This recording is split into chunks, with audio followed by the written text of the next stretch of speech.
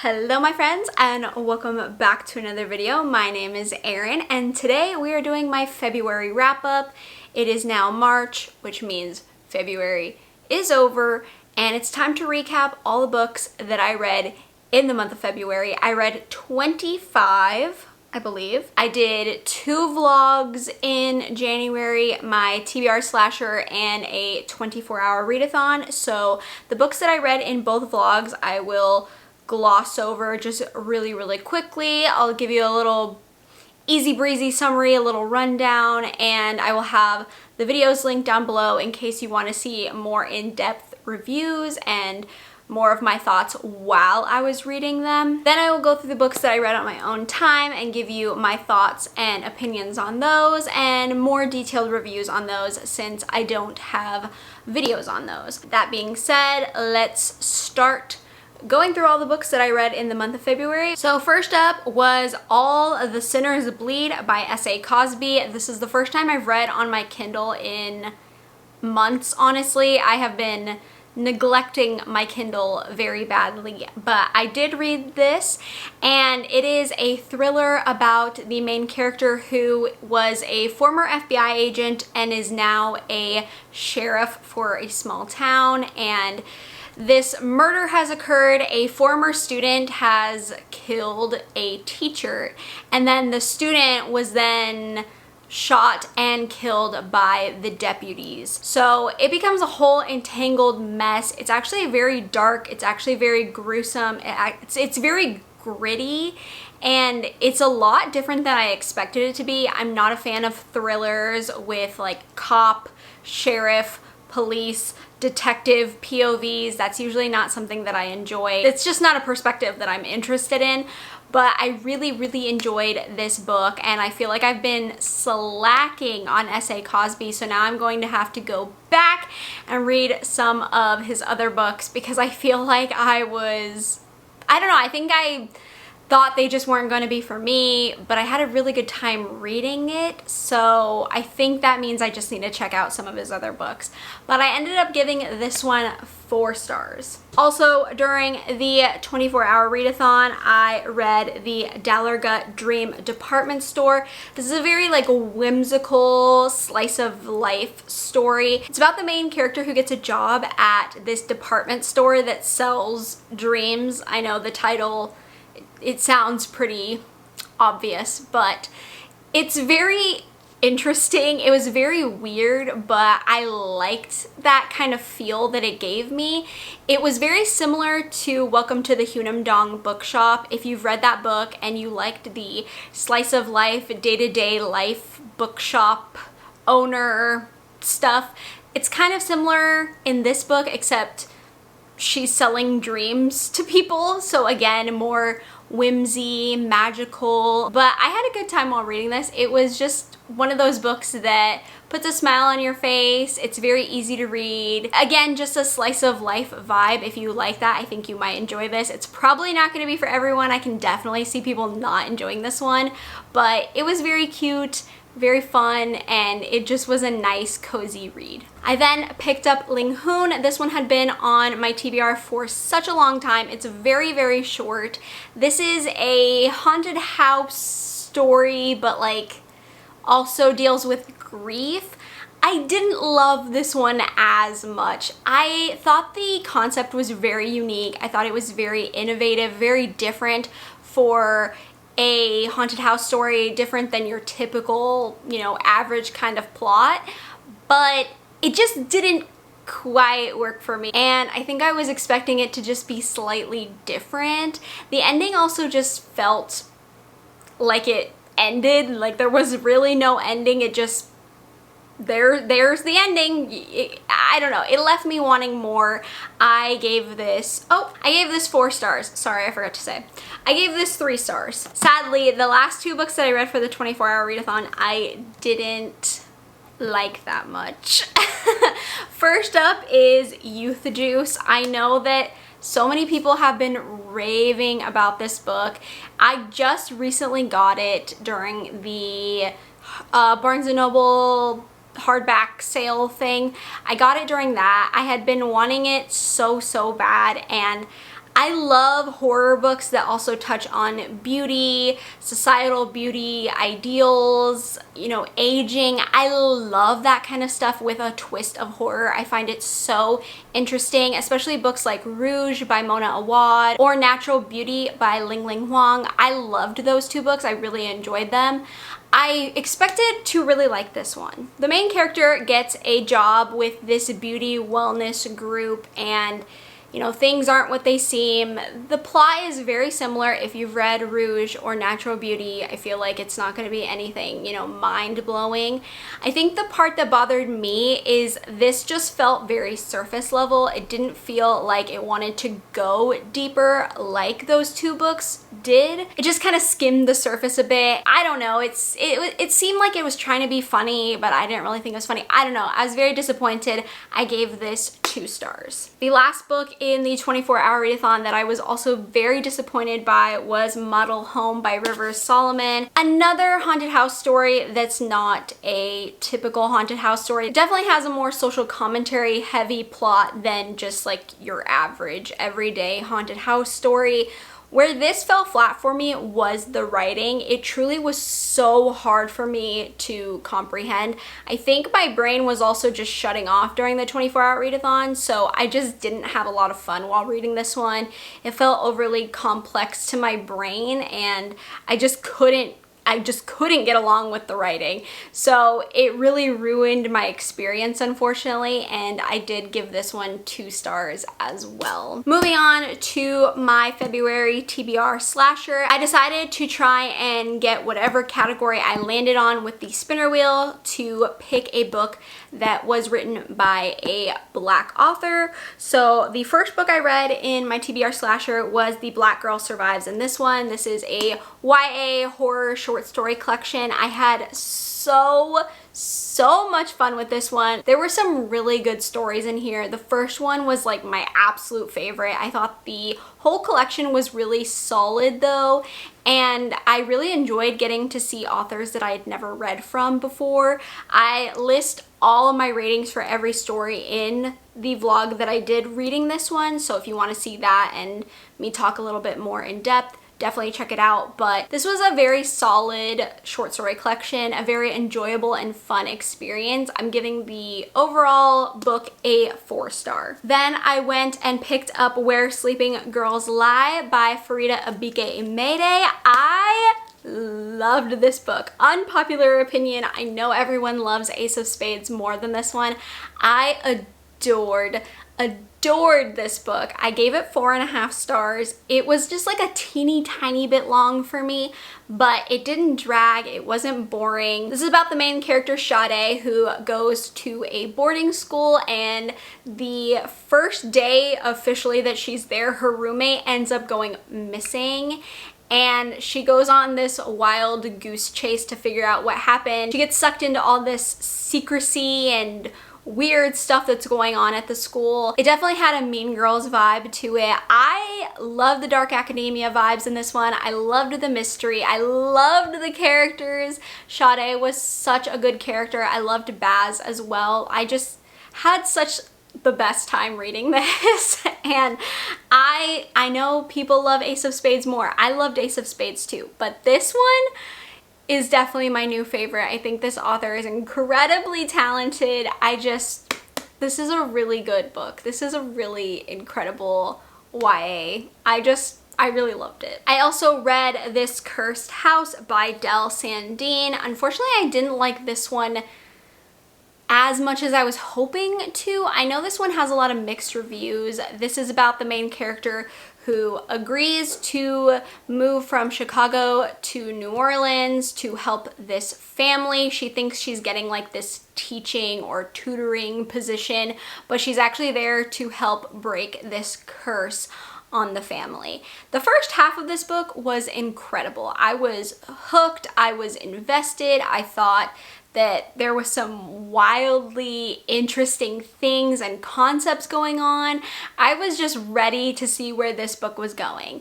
But as soon as the second half started and a lot of the mystery is gone, it just became very repetitive and just not as enjoyable, unfortunately. I was more excited to see it end during the second half than I should have been probably, and I think it had a lot of potential. I think this being a debut was really amazing, but it fell a little flat for me, and I'll probably settle on a 3-star for this one. I picked up The Darkness of Others by Kate Houlihan. This was an arc I got in 2022, so I am very, very, very late to reading this one. But this is about the main character who is a therapist, and the whole book is her trying to prove her best friend's innocence because the best friend is suspected of murdering her husband. And so she goes on, I mean, she doesn't really do that much. I'm gonna be honest. I was gonna say she goes on this chase. She really doesn't. A lot of stuff doesn't happen in this book. It's actually very boring. It could have, look, there are a lot of people involved in this story and it really felt unnecessary, and I don't think any of it was needed to make this story what it was trying to be.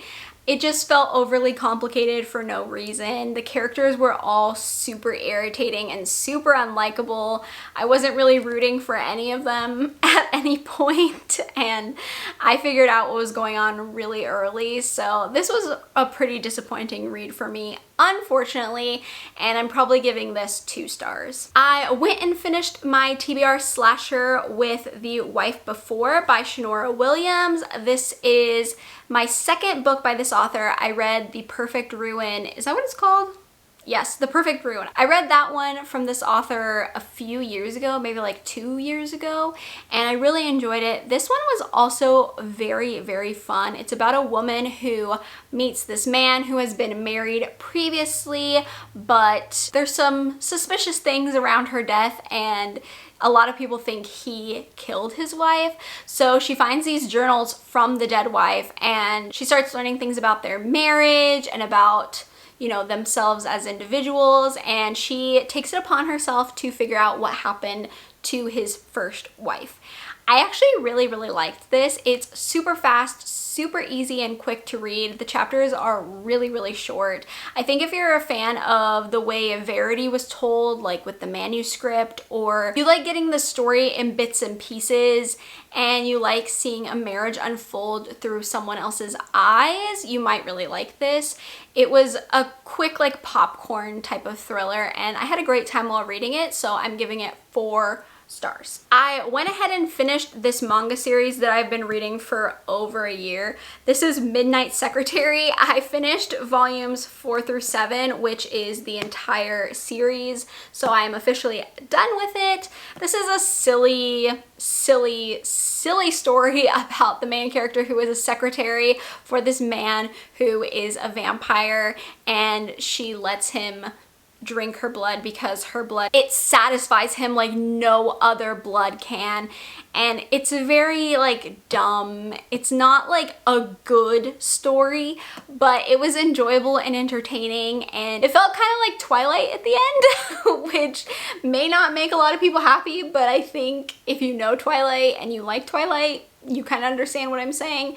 But very cheesy, very silly, but I did enjoy the series as a whole. I'll probably give it like 4 stars. My first book of February was actually Grown by Tiffany D. Jackson. This is the last Tiffany D. Jackson book I have in my possession, so I really, really, really wanted to get this one read because I just adore Tiffany D. Jackson. I think she's a talented, amazing writer. So our main character is enchanted, and she has really big dreams of becoming a singer. And she goes to this audition and she meets this man named Corey Fields, who is a famous R&B singer. And he takes, you know, a liking to her, they exchange numbers, and he decides he's going to help her with her career. But you're getting the story told in like the past and the present, and in the present, Enchanted wakes up in a room with blood all over her. So you're getting bits and pieces of her waking up with blood all over her, and then how she met Corey and what transpires from the moment they meet until she wakes up with blood all over her. This was definitely a dark read. I feel like Tiffany D. Jackson always has like darker types of stories. Her writing is just so palatable that you can digest what she's saying in such an easy manner. It makes it accessible to everyone to read her books. And I really enjoyed this one. It's definitely not my favorite Tiffany D. Jackson, but I don't think anything's ever gonna beat or top White Smoke for me because I love that book so much. But I did end up giving this one 4 stars, a very quick read, and I flew through it. I ended up picking a random manga volume that I've had on my TBR for such a long time. I've only had this one volume, so I wanted to try it out to see if I wanted to get the rest of the volumes, and that's Boys Abyss. This was a very dark and interesting manga volume. I definitely want to continue the series. This is about the main character who doesn't see a way out of the life he's living. He's gonna be stuck in this town forever. He helps his mom take care of his grandmother, and he knows that when he leaves high school, he's going to get a job and stick around. He's not gonna have these big grand adventures. He's not gonna go off to college or university. He's not gonna, you know, whatever. He knows that he's gonna be stuck where he is. It's very depressing to him, but he's just accepted his fate. He meets this beautiful girl who's working at a convenience store, and when he takes a second, he realizes that she's a big pop star, and they kind of strike up a conversation. They start talking, hang out a little bit, and she offers him a way out of the life that he's stuck in. Definitely dark. There is triggers for suicide in here, so, you know, it's not like a fun little manga. It's definitely more on the darker side and has definitely topics that are sensitive, but I'm very intrigued, and I feel like the story could go in several directions. I'll probably give this 4 stars though. One of my other favorite reads of the month was Under Lock and Key by Lana Ferguson. I haven't heard anyone talking about this, so I don't know if I have an unpopular opinion, but I loved this romance. Okay, I initially gave it 4.5 stars. I think I'm bumping it up to a 5 because it's, oh my gosh. Okay, I need to preface this with, I have a weird childhood obsession with the Loch Ness Monster. I did a project on the Loch Ness Monster when I was younger, and I became just obsessed. So anything with the Loch Ness Monster in it already like seals the deal for me. So when I saw this, I had never read anything by this author, hadn't read the plot, didn't know anything about it. All I saw was the cover, okay? And I was like, Loch Ness Monster? Say less, give me the book. In the story, we are following our main character, Key, or Kiana. I don't know how she pronounces her name, but her name is Key, and her father has recently passed, and she grew up hearing these stories about her father who was saved by this creature, and she doesn't really know that side of her family, so she ends up going to Scotland, and she surprises them, and she wants to learn about her father. She wants to find out about this, you know, creature that saved her father's life when he was a kid, and she also meets this Scotsman who, he's got secrets of his own, and he doesn't really like Key. They have a very fiery relationship at the beginning, and I just thought this was so freaking adorable. I felt like there was more to this story than I thought there was going to be. I thought it was going to be kind of silly and dumb, and there are those silly dumb moments, but there's actually a bigger plot that I was kind of shocked by, and I wasn't expecting to be in this romance. And I ate it up. I ate it up. I loved this. I don't know. I think it's because of the Loch Ness Monster, okay? I love the Loch Ness Monster. What can I say? I also got a signed copy from Aardvark, which I'm so excited about because I absolutely love this book. Definitely one of my favorites. If you watched my wrap up last month, you know I was reading A Business Proposal, and I have officially caught up on the volumes that I own. I read volumes 3 through 7, and honestly, this is a new favorite series of mine. This is so adorable. I'm giving them 5 stars. I am so enamored. I think volume 8 is out, or it's about to come out. I need to buy that ASAP. I think there is going to be around 10 volumes, so close to being done, but this was just so freaking cute. It's about this woman who goes on a blind date in place of her friend. Her friend is like, please, please, please, I don't want to go on this blind date. And the man that she meets, he literally says right before the blind date that whoever it is, he's going to marry this woman. And it's so funny. It's so ridiculous. It's so cute. And I love them. I love them so much. Definitely a new favorite series for me. I just giggle and laugh and kick my feet while I read this all the time. I read another romance, and that is Stars in Your Eyes by Kaysen Callender.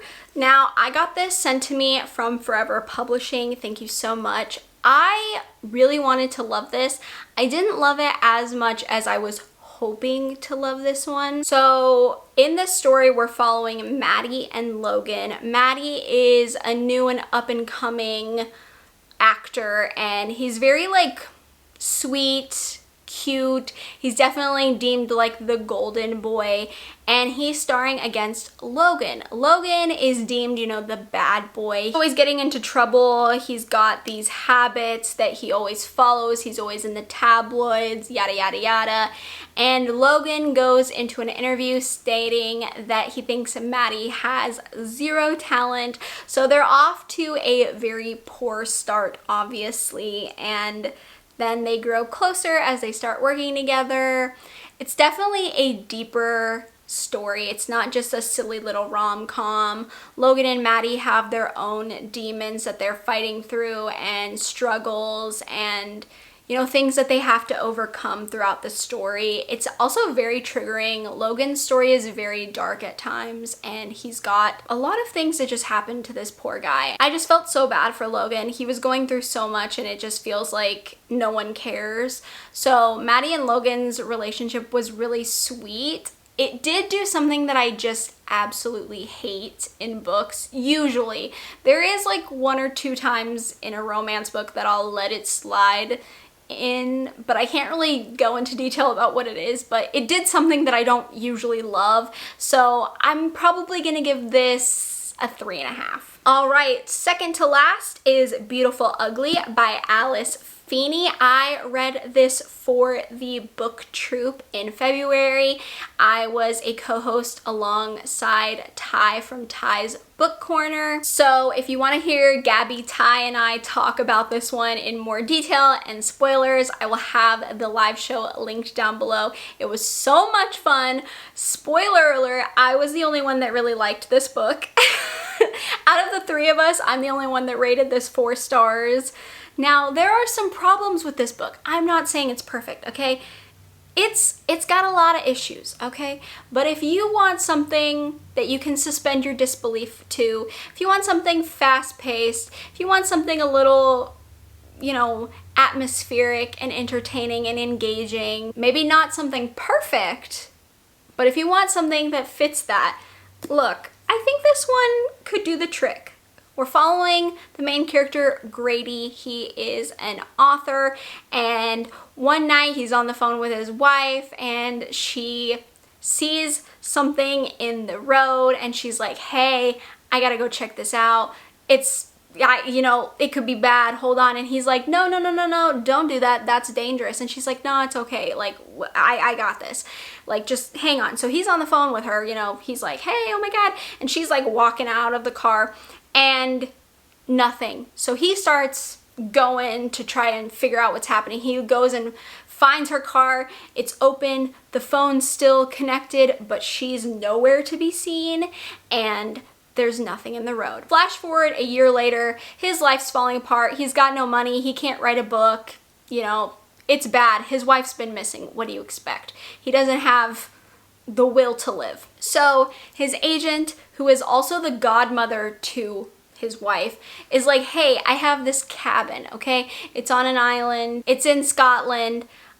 I think you should go there, take a break, try to write a story, see what's going down. So he does. And when he gets there, the people on the island are a little weird. There's some suspicious things going on, you know, some questionable things. It's a silly book. It's very silly, okay? It's not perfect, but I think if you want to have a good time, I mean, although to be fair, maybe you won't have a good time while reading it. If you've ever watched the movie Secret Window, it kind of gave me the same vibes as that. I kept getting flashbacks when I was reading it. I kind of had that kind of thing going through my brain. So if you like that kind of thing, if you like stories about authors, missing people, again, you're gonna have to suspend your disbelief a little bit. It got a little, you know, there were some things that I was like, that doesn't seem realistic. Look, it's not perfect, but I did have a good time while reading it, okay? And I enjoyed the discussion that we had on the live show for the book troop. It was so funny. I was cracking up all the time. They definitely made some great points about why this is not a good book, but I still had fun while reading it, and I enjoyed the turns that it took. The last book I read in February, it wasn't the actual last book I read, but the last book I'm talking about in this wrap up is also one of my favorites of the month, and that was The Reformatory by Tananarive Due. I had been putting this book off because it's so big, okay? If you know me, you know I hate large books. They make me so nervous, okay?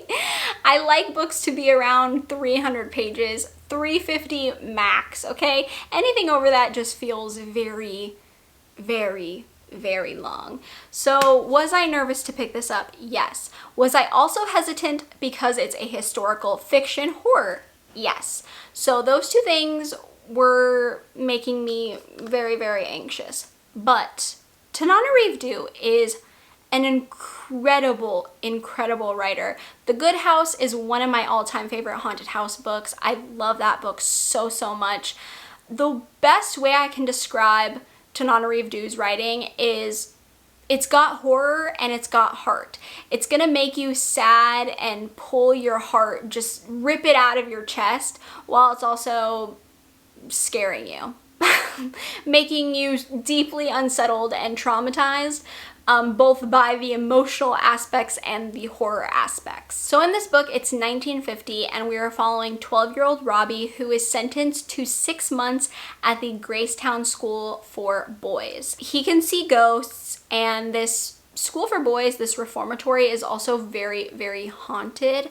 So that's where a lot of the more supernatural horrors are going to come from, is the ghosts. Of course, this book has a lot of other horrors despite the supernatural. Just the treatment of Robbie and the boys is horrific enough, honestly. You also get the perspective from his sister, who is trying desperately to get him out.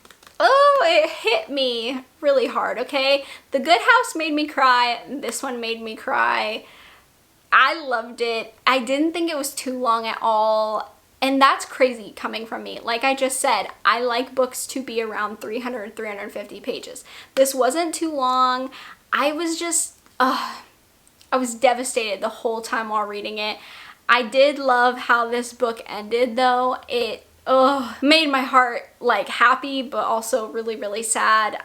It was a great book, okay? Incredible. I definitely recommend it if you haven't read it already. I know so many people have already read this book. I'm definitely behind, late to the party with this one, but absolutely 5 stars. If you haven't picked it up, please do so. It was incredible. All right, my friends, that is going to do it for my February wrap up. Those were the books that I read. I hope your February was a great reading month. You can let me know your favorite read, your least favorite read, both down below. I'd love to know what you were reading in February. If you've read any of these and you agree, disagree, I'd love to hear your thoughts down below. If you are adding any of these to your TBR, I would also love to hear that. Just leave me a comment, you know? Let's start chatting. If you enjoyed this wrap up, go ahead and give me a thumbs up. That way I know you enjoy my wrap up so I can keep doing them monthly for you all. If you haven't already, feel free to subscribe to my channel. We can become friends, talk about books, horrifying books, thrilling books, romance books, manga, all that good fun stuff. And with that being said, I hope you are having a great day, night, morning, afternoon, wherever you are, and I will see you in my next video. Bye!